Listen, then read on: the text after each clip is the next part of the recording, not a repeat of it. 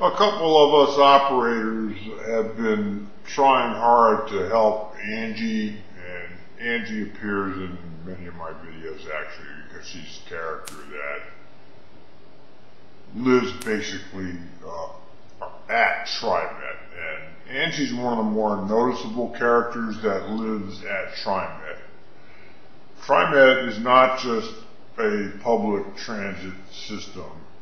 It is also a social service agency, and many people live around or on the transit system. Their lives revolve around the transit system. Angie's one of the ones that's obvious about it, that wants to hang out with bus drivers. Some people think it's cool to be a bus driver.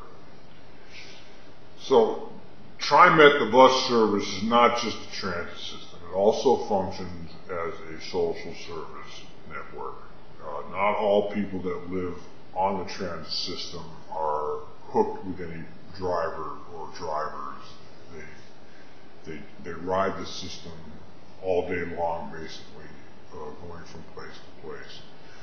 But the interesting thing about our Angie situation is that me and my fellow operator who have been trying to help Angie are getting a lot of flack now from several operators and supervisors, etc., who think we're enabling Angie, is how they put it. We're enabling Angie. And the reason I bring this up is because it's a clear illustration of the two faces of TriMet.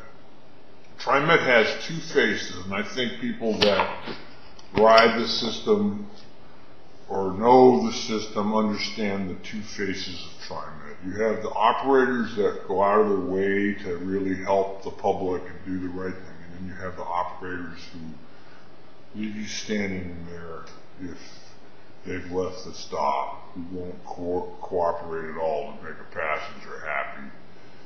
So there are two distinct faces of TriMet that the public sees. The caring transit agency that goes out of its way to help people, and then the operators that just really don't give a damn about the public and only think about themselves. What's best for me as an operator? I don't want to do anything that jeopardizes me or my job. I don't want to go that extra step to help somebody who's developmentally disabled. And I think it's important to note that, because a lot of these negative operators end up, this is where all the news stories come from, where operators are kicking old ladies off the bus or arguing with police or just plain rude. But the other half of TriMet is the TriMet that really goes out of its way to help people. So, I don't understand why there's such a huge gap between the caring operator and the operator who doesn't care. But then again, when I think about the culture in general, you have I don't want to start throwing labels around, but you have the pick yourself up by the bootstraps. If you're poor, it's your fault.